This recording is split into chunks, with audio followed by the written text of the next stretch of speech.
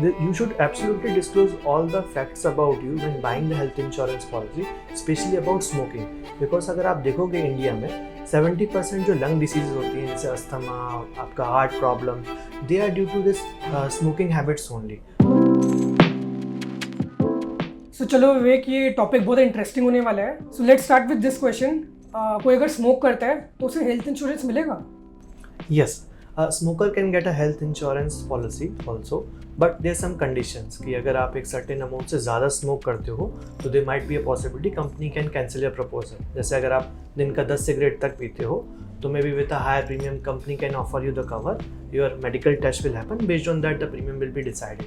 But अगर आप बहुत ज़्यादा aggressively जैसे दिन का 3-4 डिब्बी सिगरेट पीते हो तो in that scenario the company can cancel your policy as well. तो क्या ये ज़रूरी है कि अगर कोई हेल्थ इंश्योरेंस ले रहा है तो उसे डिस्क्लोज करना चाहिए कि वो स्मोकिंग कर रहा है? Yes, you should absolutely disclose all the facts about you when buying the health insurance policy, especially about smoking. Because अगर आप देखोगे इंडिया में 70% जो लंग डिसीजेज होती हैं जैसे अस्थमा, आपका heart problem, they are due to this smoking habits only.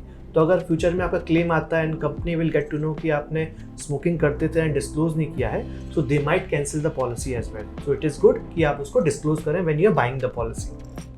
सो अगर आपको वीडियो अभी तक इंटरेस्टिंग लग रहा है तो आप सब्सक्राइब करेगा, बिकॉज हम इस टाइप के वीडियोस एवरी वीक डालते हैं. सो अगर कोई स्मोक करता है एंड उसे हेल्थ इंश्योरेंस लेना है तो क्या क्या चीज़ें उसे ध्यान में रखनी चाहिए? Okay, if you are a smoker and buying a first time health insurance policy, so you need to make sure first of all कि आप smoking को disclose करें. That is a part number 1. Second thing, जो smoker category में आते हैं उनको कई सारी बीमारी जैसे हमने बताया कि cardiacs या critical illness होने का खतरा ज़्यादा रहता है. So you can also buy a rider of critical illness as well with this policy or additional policy. तो in that case अगर आपको कोई critical illness होता है, so you would be getting additional cover with that. Third thing in that कि आप medical checkup ज़रूर करवाइए अपना रेगुलर बेसिस पे. Based on that your premium will be decided. अच्छा, तो इस सिनेरियो में क्या होगा अगर किसी ने हेल्थ इंश्योरेंस पॉलिसी ली एंड लेने के बाद अगर उसने स्मोकिंग क्विट कर दी या फॉर एग्जांपल अगर उसने स्टार्ट कर दी स्मोकिंग करना, तो क्या सिनेरियो होगा? तो अगर आपने हेल्थ इंश्योरेंस पॉलिसी लिया है उसके बाद आप स्मोकिंग क्विट करते हो तो generally health insurance are the annual contracts. तो अगर आपने क्विट कर दिया इवन आफ्टर 1 ईयर तो आप उसको रिव्यू कर सकते हो, किसी और कंपनी में पोर्ट कर सकते हो ये डिस्क्लोज करके कि now I quit the smoking habit and my consumption is low, so may be your premium can reduce.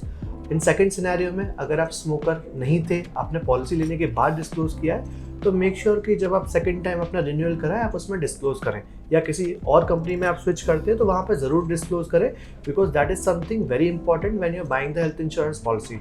It's a important part of your disclosures in the company. So अगर आपको video अच्छा लगा तो आप subscribe करिएगा and ज़रूर अपने friends and family के साथ शेयर करिएगा. अगर आपको हेल्थ इंश्योरेंस के बारे में और जानना है तो हमारा नंबर है नीचे, इस पर आप कॉन्टैक्ट कर सकते हैं. एंड और फाइनेंस वीडियो के लिए ये प्लेलिस्ट देख सकते हैं आप.